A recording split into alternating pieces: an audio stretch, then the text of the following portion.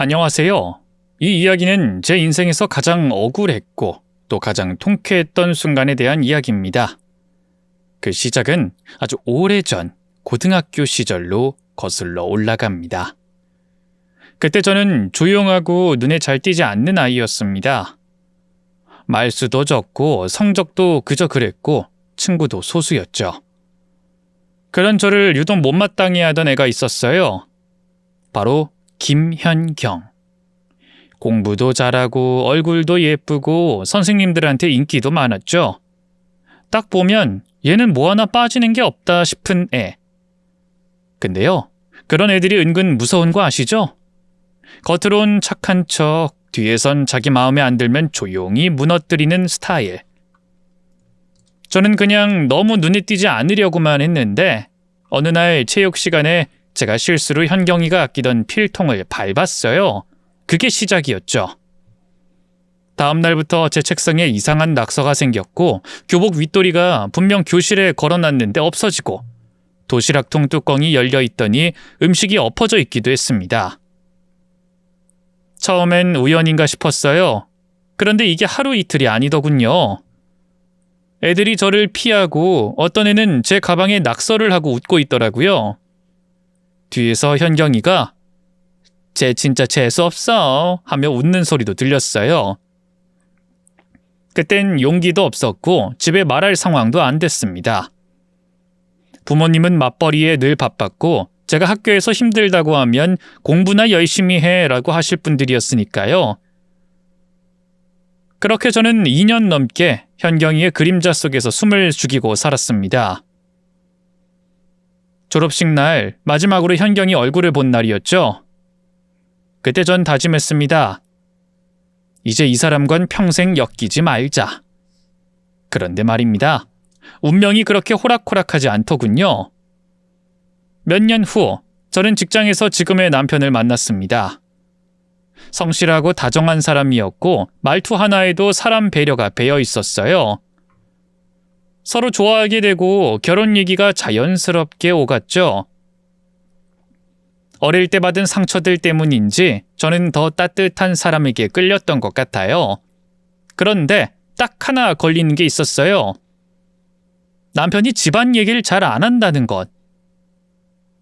부모님 계시고 여동생 하나 있어. 근데 성격이 좀 강해. 네가 불편할까 봐 걱정되긴 해. 딱 그 정도만 얘기했지 자세한 얘기는 없었어요. 그래도 전 남편이 너무 좋았고 여동생이야 결혼하면 잘 안 보게 되지 하는 생각에 결혼을 결심했죠.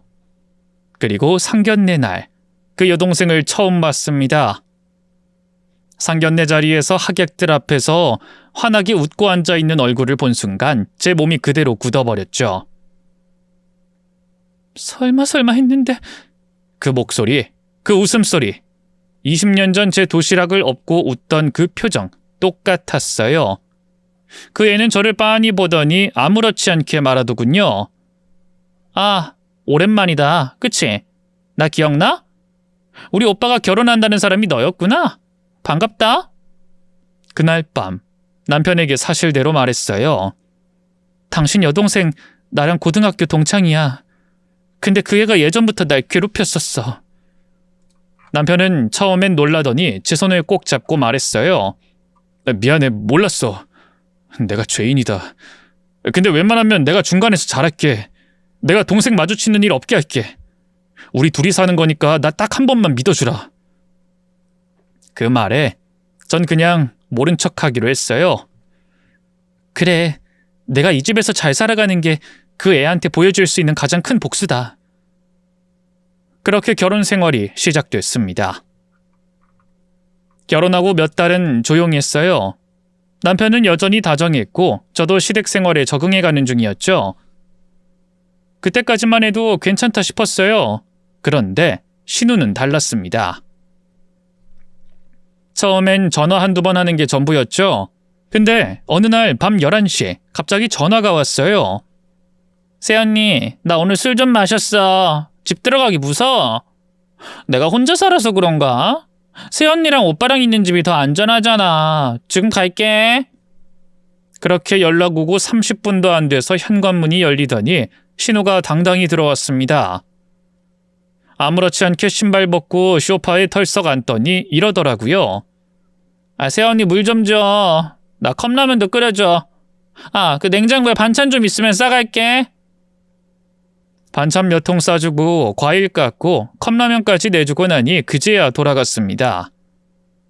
그걸 시작으로 전화가 부쩍 늘었어요. 언니, 나 출장 갔다 왔는데 빨리 쌓였어. 세탁기 돌리는 거 좀 도와줘. 언니, 엄마가 이번 주에 반찬 먹고 싶대. 언니가 음식 잘하잖아. 좀 해서 오빠네 집에 들고 와줘. 그리고 어떤 날은 제 가방을 보더니 이러는 거예요. 야, 이거 너 가방이야? 야, 이거 너 가방이야? 어머, 나 이 디자인 진짜 마음에 들었는데 한 번만 매보고 싶다. 그러더니 그대로 들고 나갔습니다. 그리고 몇 주가 지나도 돌려주지 않더라고요. 제가 조심스레 그 가방 그거 내가 아껴서 산 거라 하니까 신우가 한숨을 쉬면서 이러더라고요. 야, 그렇게 이고지고 살 거면 애초에 사지를 말든가. 그깟 가방 안으로 뭘 그렇게 예민하게 굴어? 그리고 그거 우리 오빠가 돈 벌어서 사준 거 아니야? 그땐 정말 말이 안 나오더라고요. 심지어 남편 앞에서는 늘 은근한 말로 저를 깎아내렸어요. 오빠 기억나? 내가 소개팅 시켜줬던 선배 진짜 괜찮았잖아. 그 사람 성격도 좋고 예쁘고. 근데 오빠는 조용한 사람이 좋다며? 그래서 새언니랑 결혼한 거지 뭐. 그치? 난 오빠가 그 선배랑 결혼하길 바랬는데. 뭐 우리 새언니도 나쁘지 않지. 아주 조용하고 뭐 착하고. 남편은 웃으면서 넘겼지만 저는 그 말이 가시처럼 남았어요. 시어머니 앞에서도 우리 새언니 진짜 착하긴 해요. 근데 센스가 없어서 답답할 때도 있어요. 아, 착해도 너무 착해. 사람이 그렇게 착하면 어디 가서 제대로 대우 못 받는 건데. 그래도 요즘 이런 며느리 귀해. 엄마 알지? 그렇게 칭찬인지 비꼬는 건지 모를 말들을 툭툭 던졌습니다. 그렇게 쌓이고 쌓였죠. 뭐 말로는 언니 하면서도 행동은 늘 아래로 봤어요. 언제든 부르면 달려오고 부탁하면 들어주고 자기보다 아래로 움직이는 사람이 있어야 직성이 풀리는 듯 했어요. 그 와중에 저한텐 큰일이 있었어요. 임신이 된 거였거든요. 처음엔 믿기지 않았어요. 남편이랑 둘 다 눈물까지 보면서 기뻐했어요. 이제 진짜 우리 가정이 완성되는구나 싶었거든요. 근데 그 기쁨을 딱 한 달밖에 못 누렸습니다. 임신 사실을 알게 된 다음 날 신우가 또 연락해서 이러더라고요. 새언니, 나 오늘 엄마 집에 좀 들를 건데 김치찌개 해놔. 새언니가 끓이면 맛있잖아. 그리고 나 간 김에 옷 몇 벌만 세탁기 돌려줘. 로봇 청소기도 같이 돌려주고. 아우, 난 집에 있을 때 청소기 돌아가는 소리 들으면 막 머리가 지끈지끈해. 그래서 나 오늘 몸이 좀 안 좋아서 입덧도 있고 라고 하니까 말을 딱 잘라요. 뭐? 아니 새언니 뭐 그렇게 유세야? 남들 다 하는 임신 그깟 걸로 벌써 몸살이면 안 되지. 나중에 어떻게 애 키우려고 그래? 그리고 임산부가 몸 안 좋다고 계속 누워만 있고 그러면 아기한테 더 안 좋은 거 몰라? 아, 시끄럽고 빨리 와서 할 일 해놔. 나 더 열받기 전에. 알겠지? 그 말에 너무 억울하고 화가 나서 잠깐 울컥했지만 어른들 눈치도 보이고 그냥 참고 혼자 눈물만 삼켰어요. 입덧을 참아가며 신우가 먹고 싶다는 김치찌개도 끓이고 세탁기도 돌려놓고 청소까지 해놨죠. 성인이 됐지만 아직까지 신우는 저에게 무서운 존재였기 때문에 신우 말을 거역할 수가 없었어요. 그날 밤 배가 뭉치고 자다가 몇 번씩 깨게 되고 새벽녘 화장실에 갔더니 피가 보였습니다. 급하게 병원에 갔더니 유산이라더군요. 의사 선생님이 그러셨어요. 스트레스와 과로가 원인일 수 있습니다. 초기엔 이런 경우가 종종 있습니다. 몸조리 잘하시고 스트레스 받는 일 없게 하세요. 그 말 듣는 순간 제가 참았던 눈물이 턱하고 떨어졌습니다. 병원에서 돌아온 뒤 전 방 안에 가만히 누워만 있었습니다. 몸도 힘들었지만 마음이 더 무너졌거든요. 아기를 품에 안아보지도 못하고 보내야 했다는 사실이 가슴에 돌처럼 박혀 있었습니다. 그런데 그런 저를 바라보는 남편의 태도는 솔직히 말해 처음엔 너무 미웠어요. 당신 괜찮아? 그 말이 전부였습니다. 저는 아무 대답도 하지 않았어요. 그냥 고개를 돌리고 창밖만 바라봤습니다. 그날 밤 남편이 조심스레 얘기를 꺼냈습니다. 현경이도 많이 놀랐을 거야. 그날 갑자기 그런 일이 생겨서 걔도 스트레스가 컸을 거고. 그 말을 듣는 순간 저는 참았던 감정이 폭발해버렸습니다. 지금 내 앞에서 신혼여행 걱정하는 거야? 그게 아니라 그냥 나 애 떨어졌다고. 내 뱃속에 있었던 당신 애, 그것도 당신 동생 덕분에. 근데 당신 입에서 나오는 말이 뭐? 현경이도 놀랐을 거라고? 걔도 스트레스가 컸을 거라고? 장난쳐? 남매가 쌍으로 날 병신 취급하는 거야? 내가 너무한 거니? 아니 그게 아니고 당신은 언제나 그랬어. 항상 중간에서 눈치 보고 그래도 가족이니까 하면서 나한테만 이해하라 그러고. 가족? 가족 같은 소리 하지 마. 세상 어느 가족이 이렇게 해. 죽도록 싫어하는 네 동생, 네가 중간 역할 잘하겠다고 해서 나 너 믿고 결혼한 거야. 오빠 믿고 결혼한 거라고. 내가 우스워? 네 동생이 괴롭히던 여자니까 오빠까지 나 함부로 해도 된다고 생각해? 내가 도대체 니네 가족들한테 뭘 그렇게 잘못했는데? 남편은 그제야 말문이 막혔고 그 자리에서 조용히 앉아 고개를 숙였습니다. 미안해. 내가 정말 몰랐어. 네가 그렇게 힘든 줄. 그날 이후로 신우랑 거리를 두고 살았어요. 겉으론 말은 섞었지만 속으론 마음의 문을 닫아버렸죠. 그러던 중 신우가 결혼을 하게 됐다는 소식을 들었어요. 시댁 식구들은 대단히 좋아했죠.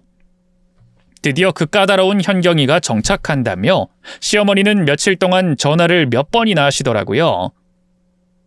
우리 현경이 말이야. 이제야 좀 정신 차리는 것 같아. 상대도 괜찮고 뭐 둘이서 알아서 빠르게 진행하겠대. 그렇게 갑자기 결혼 날짜가 확 잡혔어요. 보통은 상견례, 예식장, 양가 의견 조율이 순서인데 신우는 그냥 속전속결이더라고요. 왜 이렇게 빠르나 했더니 혼전 임신이었습니다. 그 얘기를 듣고 솔직히 당황도 했지만 그보다 더 어이가 없었던 건 그 다음이었어요. 어느 날 저녁, 남편이랑 식사 중이었는데 시어머니한테 전화가 온 거예요. 얘야, 너희 신우 전세금이 좀 부족하단다. 한 1억 정도 너희가 좀 도와줄 수 있을까? 네? 1억이요? 남편도 당황했고 저도 얼이 빠졌어요. 그런데 시어머니는 너무 태연하게 말씀하셨죠. 너희도 결혼할 땐 집에서 많이 해줬잖니. 이번엔 동생 차례다 생각하면 되지. 그리고 그 옆에서 신우 목소리까지 들렸습니다. 어차피 오빠니까 가족끼리 돕는 거야. 나 이번에 결혼 급하게 하게 됐잖아. 어차피 우리 오빠가 번 돈인데 나도 좀 덕 좀 보자. 응? 정말 어이가 없었어요. 임신했다고 결혼을 서두르더니 돈도 이렇게 뻔뻔하게 요구하더라고요. 거기다 덕 좀 보자라는 말까지 듣는데 속이 부글부글 끓었습니다. 지금껏 나 부려먹으면서 애까지 떨어지게 해놓고 뭐 덕을 보자고? 하지만 별 수 없었죠. 결국 저희 부부는 억울했지만 어쩔 수 없이 1억을 마련했습니다. 대출 조금 얹고 남편 퇴직금 일부도 땡겨 쓰고요. 남편도 그래도 동생인데 하는 눈치를 줘서 시어머니한테 준셈 치자 하고 넘겼습니다. 그 돈을 받아간 신우는 며칠 뒤 전화로 이렇게 말하더군요. 새언니, 나 진짜 고마워. 이 은혜 잊지 않을게. 결혼식 땐 새언니도 나처럼 예쁘게 하고 와. 나중에 친구들한테 자랑할 거야. 내 친구들 알지? 다 우리 동창들이잖아. 결혼식 준비를 한다며 신우는 날마다 바빴습니다. 명품 쇼핑, 웨딩 촬영, 피부 관리까지 결혼식이 아니라 패션쇼 준비처럼 굴더군요. 그 와중에 시어머니는 상견례는 우리 집 체면도 있으니 잘하자 라며 저한테 이것저것 맡기기 시작하셨어요. 네가 검색 그런 거 잘하니까 식당은 네가 좀 신경 써줘. 우리 사돈댁이 입 까다로우시대. 알아서 센스 있게 잘 챙겨야 한다. 아주 중요한 혼사야, 알지? 시어머니의 말에 신우도 보탰죠. 새언니 음식은 진짜 잘해. 예전에 내가 늦게 가도 늘 밥 차려줬잖아. 아, 이제 새언니가 해주는 밥 못 먹으려나? 아, 근데 나 임신해서 몸이 무겁거든. 애 없는 언니한테 종종 놀러가서 밥 좀 얻어 먹을게. 그리고 상견례 준비 똑바로 잘하고, 알았지? 아니 도대체 내가 며느리인지 신우 전담 노예인지. 그렇게 날을 잡고 상견례 장소는 시내 고급 한정식 집으로 정해졌습니다. 그날 양가 가족이 마주 앉은 식탁은 생각보다 조용했습니다. 예비신랑 쪽 부모님은 말투부터가 조용하고 단정했어요. 아버지는 서울대 법대 출신의 대형 로펌 변호사, 어머니는 대학 강사 출신으로 현재는 전업주부. 가족 분위기부터가 단아하고 지적인 느낌이었어요. 예비신랑도 회사에선 모범사원으로 불리는 사람이더라고요.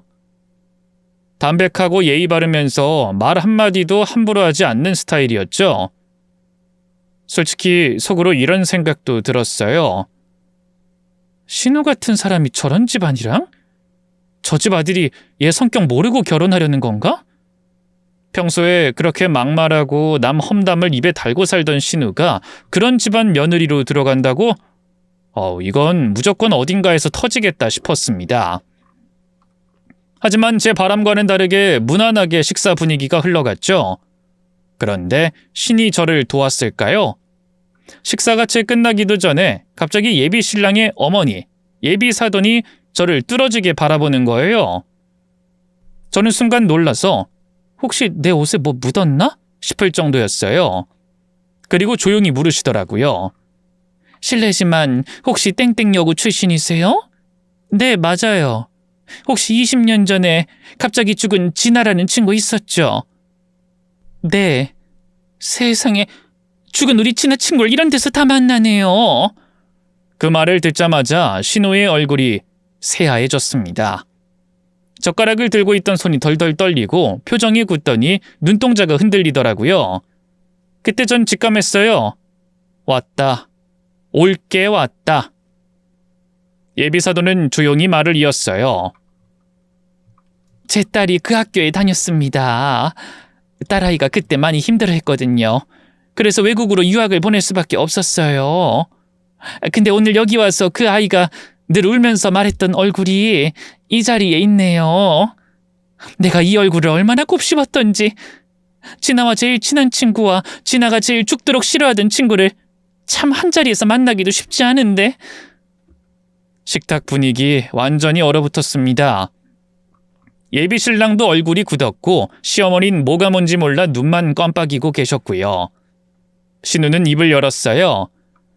아, 그거요? 아니, 그건 그냥 애들끼리 장난이었죠. 좀 친하게 지내다 보면 그런 것도 있잖아요. 예비사돈은 딱 잘라 말하셨어요. 그 장난으로 우리 딸은 병원 다니면서 살았어요. 한국에서 못 살겠다고 해서 유학까지 갔고요. 자존감이고 뭐고 다 무너졌다고 했습니다. 밤마다 그 얼굴이 꿈속에 나온다고 너무 괴롭다고 결국 안 좋은 선택까지 했어요. 그 장난 하나 때문에요. 말을 뭐 그렇게 하세요. 죽은 건 제 탓이 아니에요. 진아께 유학 가고 3년 뒤에 죽은 건데 그게 왜 제 탓이에요? 저 진아한테 그렇게 죽을 만큼 잘못한 거 없어요, 어머님. 됐습니다. 어차피 사과 같은 건 바라지도 않아요. 신우는 말이 없었습니다. 숨소리 하나 들리지 않을 만큼 그 자리는 정적뿐이었어요. 죄송하지만 이 결혼 다시 생각해보겠습니다. 그리고 조용히 일어나 예비신랑과 함께 자리를 떴어요. 상견례 5분 만에 파토. 시어머니는 멍한 얼굴로 말하셨어요. 이게 무슨 일이니, 형경아? 뭔 일이 있었던 거야? 그 순간이었습니다. 갑자기 신우가 배를 움켜쥐고 작게 비명을 지르더니 그 자리에서 털썩 주저앉았어요. 치마 아래로 선홍색 피가 맺히는 게 보였습니다. 시어머니는 놀라서 현경아, 현경아! 소리를 지르며 달려갔고 식당 직원도 급히 구급차를 부르러 나갔어요. 저는 그 자리에 그냥 가만히 서 있었습니다. 도저히 발이 떨어지지 않더라고요. 병원으로 옮긴 뒤 의사가 말하길 스트레스성 자궁수축이 심했고 조기에 안정이 안 된 상태였던 것 같습니다. 유산으로 봐야 할 것 같습니다. 그 말을 듣고도 신우는 아무 말이 없었다고 해요. 병상에서 멍하게 천장만 바라보며 아무 표정도 짓지 않았다고 하더군요. 며칠 후 예비신랑 쪽에서 연락이 왔습니다. 아이는 결국 안 된 걸로 알고 있습니다. 결혼을 진행할 이유가 더는 없어진 것 같습니다. 솔직히 이번엔 하늘이 도운 것 같네요. 그런 사람과 인연 맺을 뻔했으니까요. 그 말이 신우 귀에 들어갔을 땐 신우가 입술을 물고 병실에서 엉엉 울었답니다. 그렇게 신우는 결혼도 아이도 체면도 다 잃었습니다. 그동안 저를 깔보고 무시하던 그 눈빛, 그 당당했던 태도 하나도 남아있지 않았어요. 며칠 뒤 신우는 병원에서 퇴원했습니다. 시어머니는 전화를 해서 현경이 퇴원했고 당분간은 현경이랑 마주치는 일 없도록 해라 하면서 저한테 슬쩍 눈치를 주시더라고요. 저는 아무 말도 하지 않았어요. 이미 제 아내 감정은 오래전에 식어버렸거든요. 그런데 그날 저녁 현관문을 두드리는 소리에 나가보니 신우였습니다. 눈은 퉁퉁 부어있고 얼굴은 창백하고 그런데 표정은 예전 그 도끼 서린 눈빛 그대로였어요. 너 일부러 그랬지? 뭐? 그 집 사돈한테 내 과거 떠벌린 거잖아, 그치? 네가 그 집 귀에 일부러 흘렸지? 안 그럼 그 사람들이 어떻게 진아 얘기를 알아? 저는 아무 대답도 하지 않았어요. 말할 가치가 없었거든요. 그런데 신우가 갑자기 제 머리채를 확 잡아챘습니다. 이 미친년아! 내 결혼 망치고 애까지 떨어지게 만든 거 너잖아. 너 때문이야! 네가 나 다 망쳤어. 내가 널 뭐 어떻게 했다고 니까짓 게 내 인생을 망쳐? 어? 너 오늘 한번 죽어봐. 오늘 네 친구 따라가는 날이야. 니년 오늘 내 손에 한번 죽어봐! 내 인생 망치고 너 하하호호 잘 먹고 잘 살 수 있을 줄 알았지? 신우는 제 머리채를 잡고 미친 듯이 흔들어댔어요. 머리털이 후두둑 빠지고 너무 아파 소리도 지를 수 없었죠. 그때 남편이 퇴근해서 현관문을 열다 그 장면을 보고 놀라 뛰어왔고 신우 팔을 낚아치며 소리쳤어요. 현경아, 미쳤어? 지금 뭐 하는 거야? 신우는 절 밀치고 바닥에 주저앉아 울부짖기 시작했어요. 내가 뭐 그렇게 큰 잘못을 했다고? 옛날 얘기 하나 때문에 내 인생이 다 망치게 생겼다고? 내가 뭐 그렇게 나쁜 년이었냐고? 저는 말없이 머리카락을 정리하고 가만히 일어나서 딱 한마디 했어요. 그래, 너 그렇게 나쁜 년이었어. 야, 진아만 죽고 싶었는 줄 알아? 나도 죽고 싶었어. 네 년 때문에 나도 몇 번이나 죽고 싶었다고. 근데 누구 좋으라고 죽어? 너 좋으라고 죽어? 내가 왜?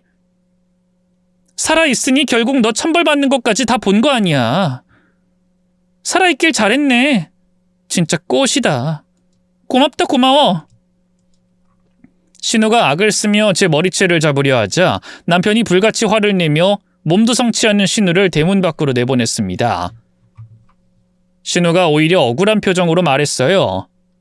오빠, 너 진짜 왜 전연편만 드는 거야? 오빠랑 피를 나눈 건 나야. 전연은 이혼하면 그만이라고. 안 볼 사이라고, 남이라고.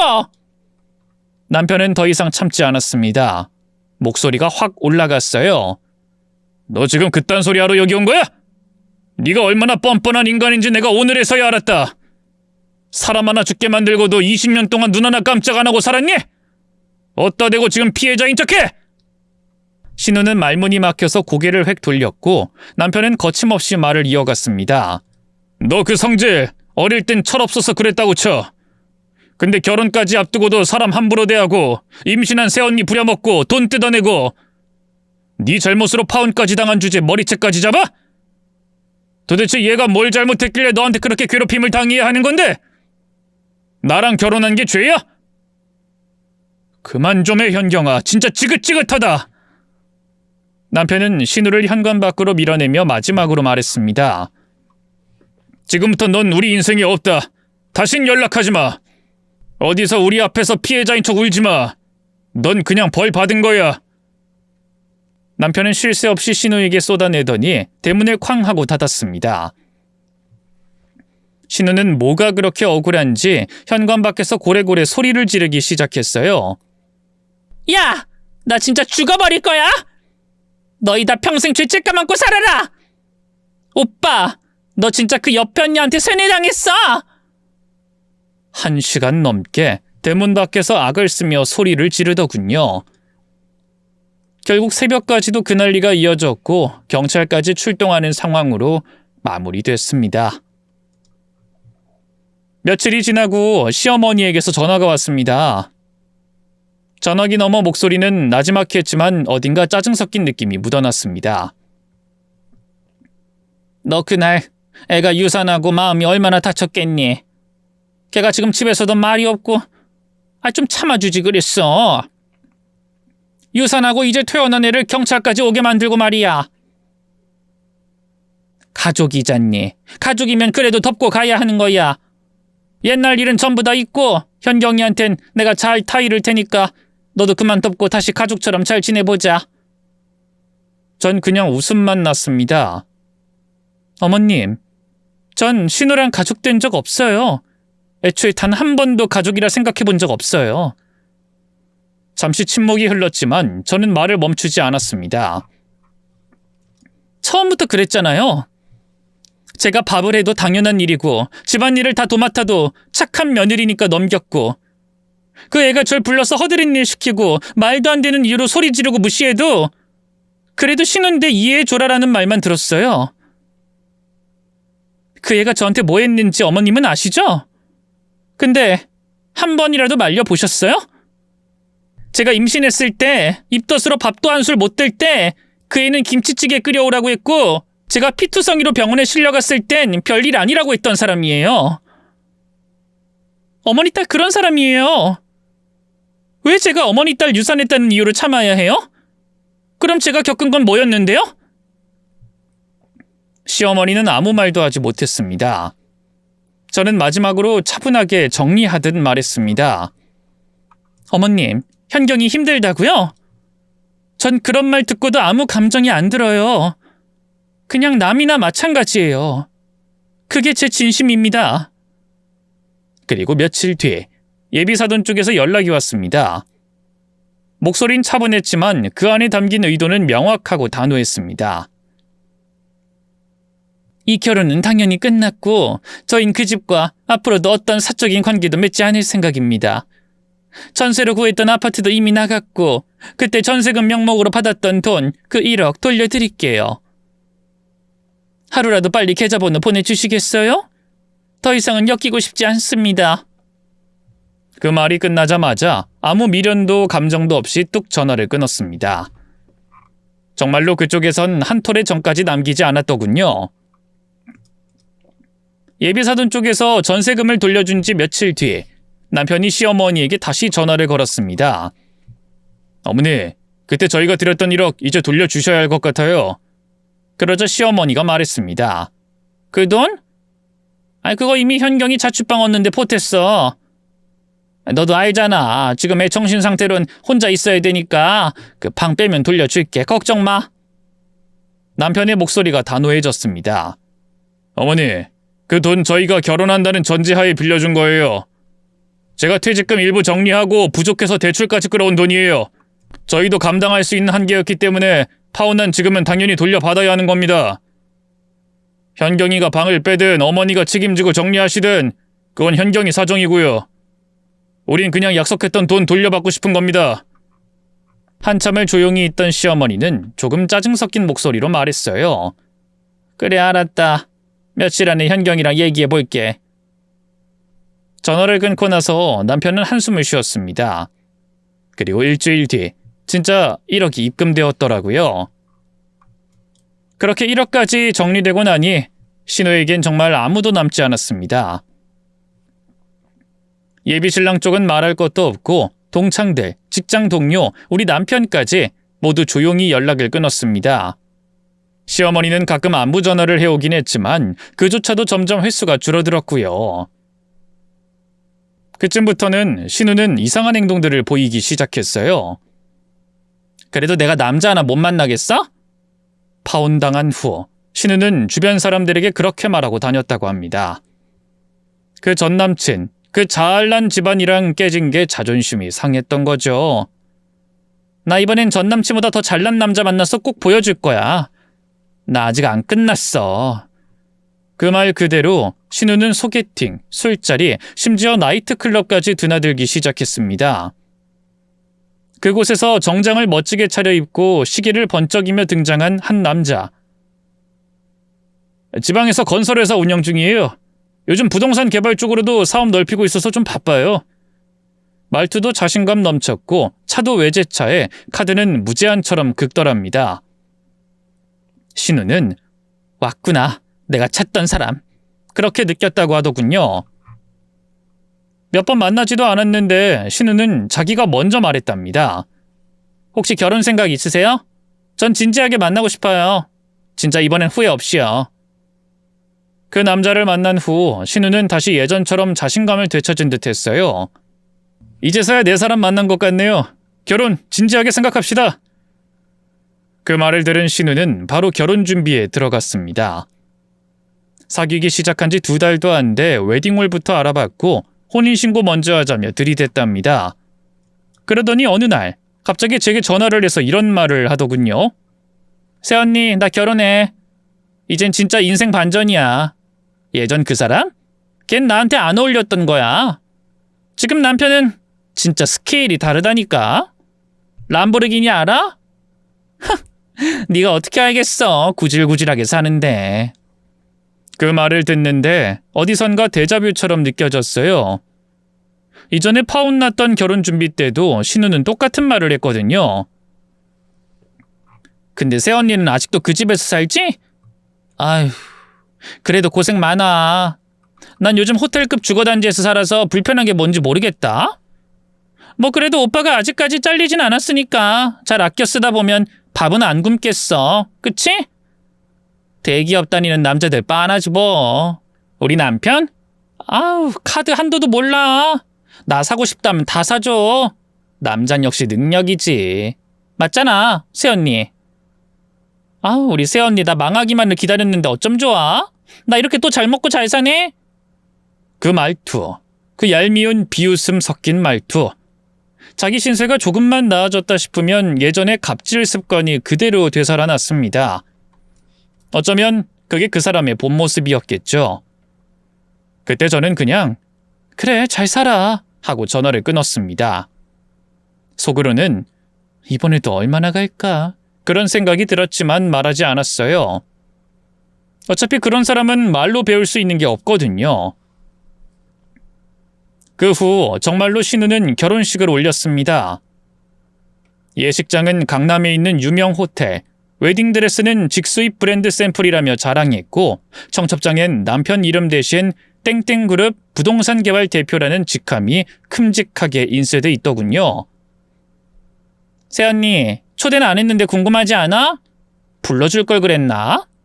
근데 언니가 오기에 이 호텔이 너무 고급져서 언니 같은 허접한 인간이 들어오면 좀 분위기가 안 맞다고 해야 하나? 서운한 건 아니지? 우리 뭐 그렇게 친한 사이는 아니잖아? 아휴, 나 드디어 제대로 된 인생 시작한 것 같아. 니년이 그때 그 쓰레기랑 파트 안 내줬으면 이런 남자 못 만났을 거 아니야? 이게 다 새언니 덕분인 거 알지? 결혼식 사진이 SNS에 올라오기 시작했어요.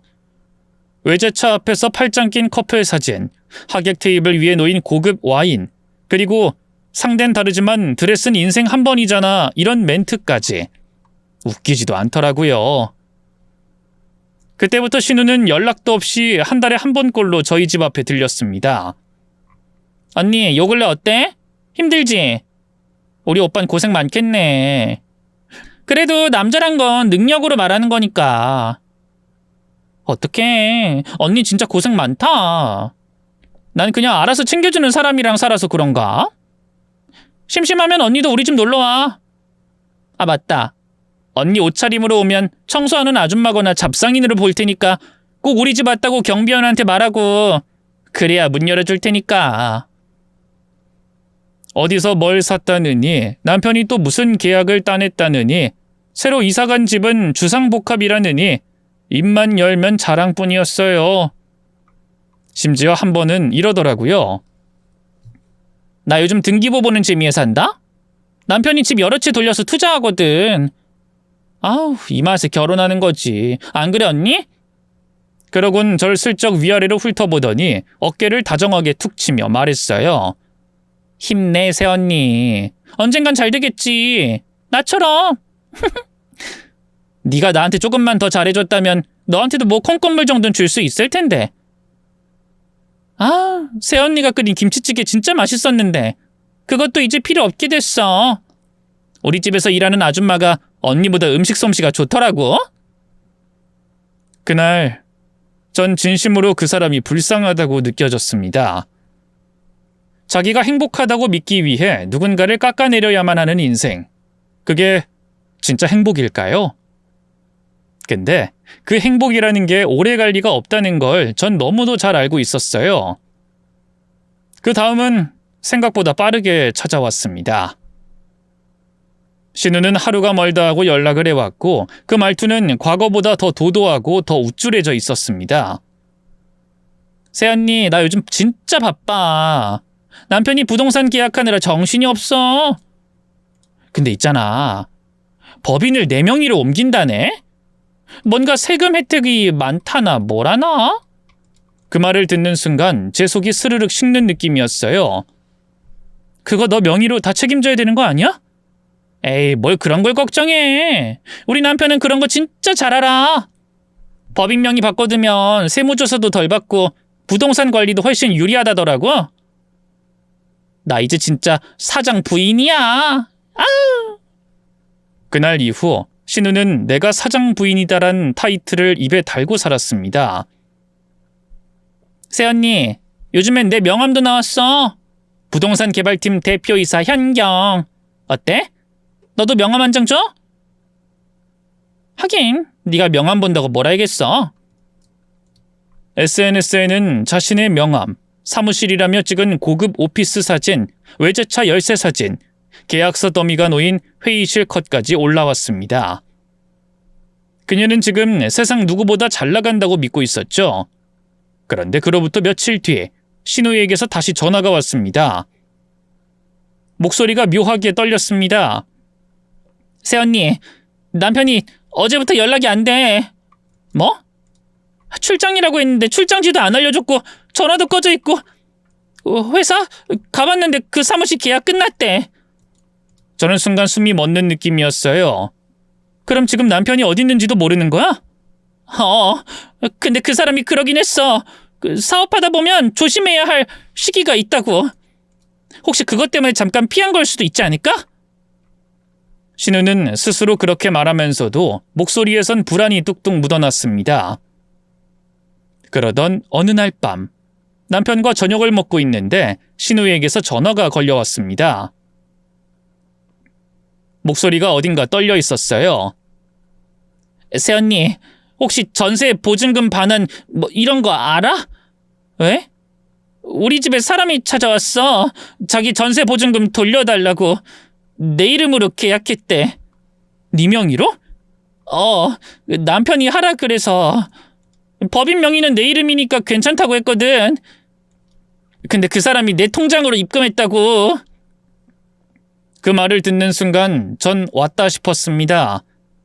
며칠 뒤 SNS에 달린 한 줄의 댓글이 그 착각을 확실히 끝내줬죠. 이 사람 전세 사기 관련자예요. 조심하세요. 그리고 그 다음은 생각보다 훨씬 빠르게 무너지기 시작했습니다. 신우의 전화는 그날 이후로 하루도 빠짐없이 걸려왔습니다. 새언니, 나 어떡해? 집에 또 사람이 찾아왔어. 어디 전세보증금 2억 넣었다는데 그 계약서에도 내 이름이 있대. 처음엔 떨리던 목소리가 며칠 지나자 울음 섞인 비명으로 변해갔어요. 왜 다 나만 찾는 건데? 난 진짜 몰랐어. 남편이 다 하자고 해서 그런 거라고.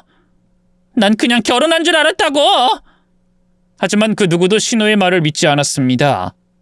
왜냐하면 전세 계약서에 찍힌 도장은 신우 이름, 세입자, 보증금, 입금 계좌도 신우 명의 통장, 법인 대표이사 이름도 신우, 인감, 서명, 심지어 세입자 계약 문자까지 전부 신우 휴대폰. 그야말로 서류상 전세 사기의 정점에 있는 사람은 신우 그 자체였던 겁니다. 신우는 경찰서에서 이틀 연속 조사를 받았고 세 번째 출석 후에는 결국 경찰이 구속영장을 청구했습니다. 계약 전반에 관여한 정황이 확인되고 피해자 다수의 피해 사실을 알고도 사건 발생 이후 은폐를 시도한 정황이 있다. 그 말에 신우는 조사실에서 울부짖었습니다. 진짜 몰랐어요. 내가 뭘 잘못했는지도 모르겠어요. 사랑한 죄밖에 없다고요. 하지만 세상은 그렇게 감정 하나로 봐주지 않더군요. 영장이 받아들여지고 신우는 수갑이 채워진 채 유치장으로 끌려갔습니다. 시어머니는 경찰서 앞에서 바닥에 주저앉아 울며 말했답니다. 우리 애가 왜 이런 일을? 걔 아무것도 모르는 애야. 아이고 경찰 양반, 우리 딸 진짜 아무것도 몰라요. 우리 딸내미 뭐 공부를 잘한 것도 아니고 사기를 칠 만큼 똑똑한 사람도 아닙니다. 이게 다 그놈한테 속아서. 하지만 돌아오는 건 기자들의 셔터 소리와 피해자들의 분노뿐이었죠. 뭐요?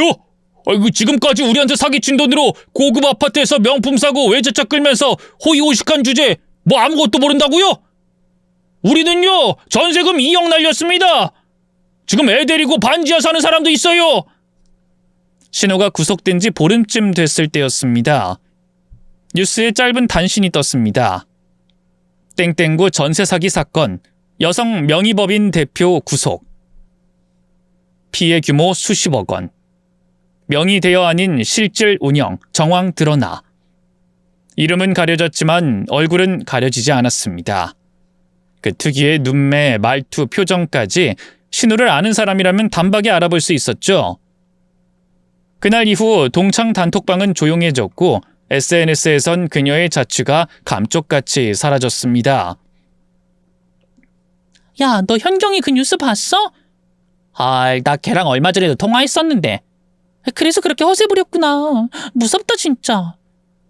사람들은 조용히 빠르게 그녀와 거리를 두기 시작했습니다. 면회 신청을 해도 아무도 가지 않았고 변호인 말로는 신우는 매일같이 편지를 썼다고 합니다.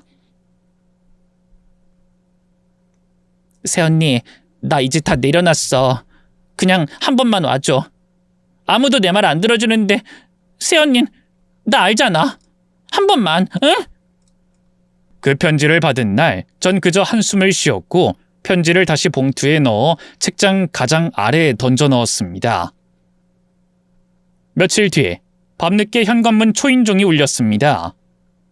문을 열자 그곳엔 시어머니가 서 계셨습니다.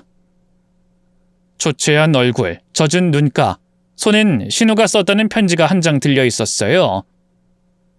얘야, 사람 하나만 살려줘라. 사람들이 다 자기 버린 줄 안대. 그 애 외로움 많이 타는 거 너도 알잖니? 둘이서 현경이 면회라도 다녀와. 가서 인사만 하고 와.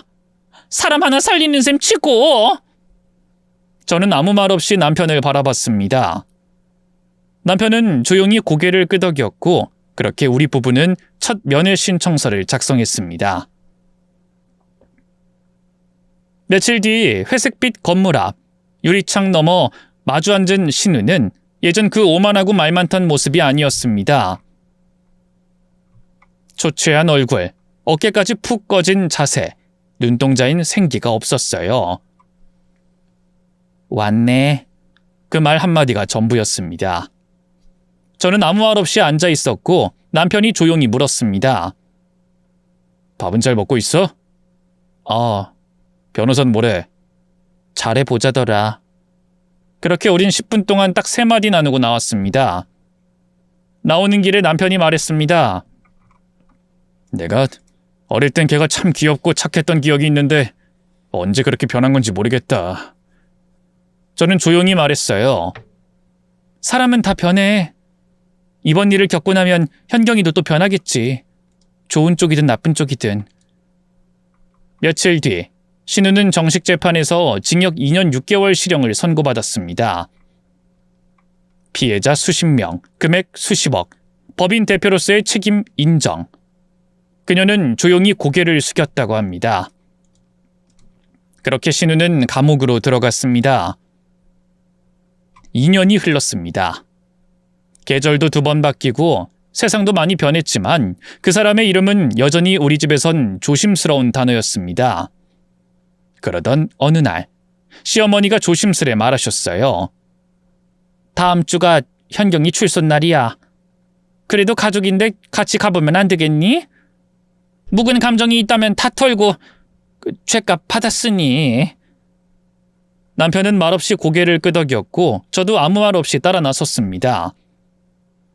그날 아침 우리는 교도소 앞에 서 있었습니다. 무거운 철문이 열리고 신우가 나왔습니다. 신우는 우리가 알던 그 현경이가 아니었습니다. 말끔하던 얼굴은 거칠어졌고 당당하던 어깨는 축 늘어져 있었고 어딘지 모르게 세상에 짓눌린 눈빛이었습니다. 그녀는 우리를 보고 잠시 멈칫하더니 고개를 푹 숙이며 작게 말했습니다.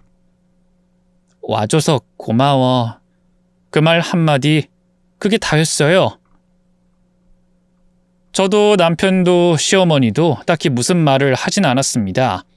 그저 그 자리에 잠깐 조용히 서 있었을 뿐이죠. 그 순간 마음 한구석이 정리되는 느낌이 들었습니다. 며칠 뒤 제게 뜻밖의 소식이 찾아왔습니다. 축하드립니다. 임신이세요. 그 말을 듣고 저는 병원 복도에서 아무 말 없이 눈을 감았습니다. 기쁘고 감사하고 어딘가 먹먹했던 그 순간 조용히 제 배를 어루만지며 생각했습니다. 이번엔 정말 잘 키워볼게. 출소 이후 몇 달이 지났습니다. 제 삶은 아주 조용하고 평범하게 흘러가고 있었어요.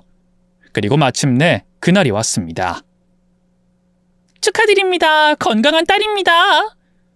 분만실에서 아기의 울음소리가 터졌을 때 제 눈에서도 말없이 눈물이 흘렀습니다. 남편은 제 손을 꼭 잡고 말했어요. 고생했어. 정말 고마워. 아이를 처음 품에 안았을 때의 그 따뜻한 온도, 그 순간만큼은 세상에 어떤 고통도 떠올려지지 않았어요. 그래, 이 아이 앞에선 나도 처음부터 다시 시작하는 거야. 그렇게 우리 부부의 인생 2막이 열렸습니다. 아이를 낳고 시간이 조금 흐른 뒤 시어머니가 조심스럽게 소식을 전했습니다. 현경이 작은 부동산 사무소에 취직했단다. 전화 받아주는 일부터 시작한대. 그 말에 놀라진 않았습니다. 단지 조용히 고개만 끄덕였어요. 며칠 후 신우에게서 짧은 문자가 도착했습니다. 새언니, 아기 낳았다는 얘기 들었어요. 진심으로 축하드려요. 그리고 지난 일들 진심으로 죄송합니다. 그 문자엔 이상하게도 전처럼 비웃음도 자랑도 없었습니다. 그냥 조용하고 조금은 어색하게 서툰 말투. 그 짧은 문자를 받은 날 저는 한참 동안 핸드폰을 바라보다 살며시 웃었습니다. 저 말 한마디가 왜 이렇게 오래 걸렸을까? 그렇게 며칠이 지난 어느 날 저는 신우가 일한다는 작은 부동산 사무소를 찾아갔습니다. 그곳은 예전의 신우와는 너무도 다른 소박하고 조용한 공간이었어요. 문을 열자 컴퓨터 앞에 앉아있던 신우가 놀란 눈으로 저를 쳐다봤습니다. 새언니? 일 끝나고 시간 돼? 밥이나 먹자. 식당은 조용한 순댓국집이었습니다. 예전처럼 비싼 레스토랑도 아니고 사진 찍을 만한 분위기도 아니었지만 그날은 이상하게 참 따뜻했어요. 신우는 숟가락을 들기도 전에 고개를 숙였습니다. 미안했어. 그동안 나 정말 너무 못됐었지. 근데 뭐 그래도 이렇게 얼굴 보고 밥 먹고 있으니 우리 인연이 완전히 끝난 건 아니었나 보지. 신우는 조용히 고개를 끄덕였습니다. 다신 그런 식으로 안 살 거야. 그땐 내가 누굴 밟아야 사라지는 줄 알았거든. 이제 알아서 밟히지 않게만 살아. 마지막엔 제가 먼저 일어나며 말했죠. 밥값은 내가 낼게. 앞으로는 서로 얼굴 붉힐 일 없이 지내자. 가족이잖아. 그 말에 신우가 조용히 고개 숙여 인사했습니다. 고마워, 진심으로. 그날 우린 진짜로 가족이 된 듯 했습니다. 딸아이가 태어난 지 100일이 되는 날, 친정 부모님께서 조용히 찾아오셨습니다. 작은 백일상 하나 놓고 엄마가 아이 손을 쓰다듬으며 말했어요. 아휴, 네가 진짜 장하게 잘 키웠다. 어릴 때 너 돌잔치도 아빠가 갑자기 일 나가서 못했었지. 그랬죠. 그래도 우린 너를 사랑하지 않은 적은 없었다. 그땐 표현을 못했을 뿐이야. 그 말에 저는 아무 말 없이 고개를 끄덕였습니다. 요즘 저는 매일 새벽같이 깨서 분유를 타고 기저귀를 갈고 창문으로 햇살이 드는 걸 보며 하루를 시작합니다. 바쁘고 고되고 가끔은 허리도 아프지만 그래도 매일 제 마음은 단단해지고 있습니다. 과거엔 누군가의 말 한마디에 잠 못 이루고 억울해서 울고 서러워서 참았지만 이젠 압니다. 사람은 외로움으로 무너지지 않습니다. 그걸 견뎌내지 못할 때 그게 진짜 위험한 거죠. 가끔 문득 떠오릅니다. 어릴 적의 나, 진아, 그리고 신우. 그땐 왜 그렇게 서로를 밟아야 위에 있다고 느꼈는지 지금 와서 보니 삶은 그렇게 계산하는 게 아니더라고요. 그저 내 자리에서 누굴 해치지 않고 조용히 단단하게 살아가는 것. 그게 가장 힘있고 아름다운 삶이란 걸 이제야 알게 됐습니다. 마지막으로 이 영상을 보시는 여러분께 꼭 드리고 싶은 말이 있습니다. 외로워도 괜찮습니다. 누구도 이해해주지 않는다고 당장 무너지지 않아도 됩니다.